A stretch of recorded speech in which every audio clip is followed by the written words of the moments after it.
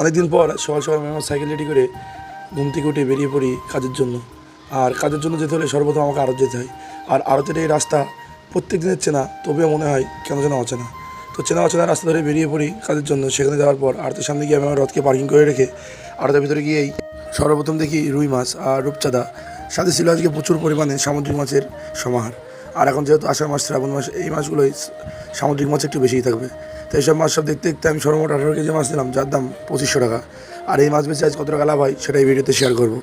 তো সাইকেল নিয়ে বেরিয়ে পড়ি পাড়ার ভিতরে। প্রথম বউনি 100, তারপরে 100, তারপরে আবার 50 টাকার মাছ বেচে আবার গ্রামে এগুলি সেগুলি হেঁটে হেঁটে ঘুরে ঘুরে মাছ বেচা শুরু করি।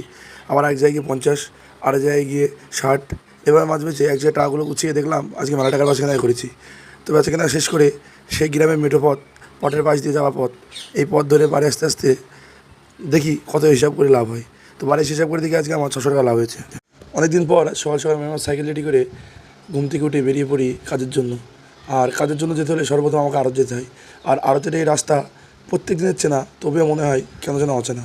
তো চেনা অচেনা রাস্তা ধরে বেরিয়ে পড়ি কাজের জন্য। সেখানে যাওয়ার পর আড়তের সামনে গিয়ে আমি আমার রথকে পার্কিং করে রেখে আড়তের ভিতরে গিয়েই সর্বপ্রথম দেখি রুই মাছ আর রূপচাঁদা, সাথে ছিল আজকে প্রচুর পরিমাণে সামুদ্রিক মাছের সমাহার।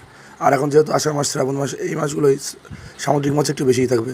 তো এইসব মাছ সব দেখতে দেখতে আমি সর্বমোট 18 কেজি মাছ নিলাম, যার দাম 2500 টাকা। আর এই মাছ বেচে আজ কত টাকা লাভ হয় সেটা এই ভিডিওতে শেয়ার করবো। তো সাইকেল নিয়ে বেরিয়ে পড়ি পাড়ার ভিতরে। প্রথম বউনি 100, তারপরে 100, তারপরে আবার 50 টাকার মাছ বেচে আবার গ্রামে এগুলি সেগুলি হেঁটে হেঁটে ঘুরে ঘুরে মাছ বেচা শুরু করি।